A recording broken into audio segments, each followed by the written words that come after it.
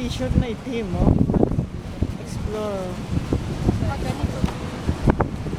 Ayan, Nanay Lumen. Kawai. Kaway po. Ayan. O, ilang taon na po kayo? Okay, susulat ni Nanay. 7. 78! Praise the Lord! Sipag niyo pa, nagtatrabaho kayo. Hindi ko kaya itong ganitong trabaho. Kaya siya nakaganyan daw dahil sa mas Ha? sa Manila. Na ano? Tapos ko siya maglalaba. Kaya daw siya nakaganyan. Kaya siya nakuha. Tapos lagi na kayo. Pero hindi siya talaga ang kuba.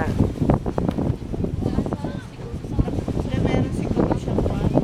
Yung sa buto, ano yun, yung sakit na sa Sabi ko nga sa kanya, lagi kang mag-adlin. Gusto niyo ba yung gatas? Bumili ka nga doon. Mas bumili ka. Bye-bye. Kaway po kayo ulit. Yan. Bis Nanay Luming, oh. Dito pa yan. Dati ko pang nakita dito yan. Di ba, Nanay?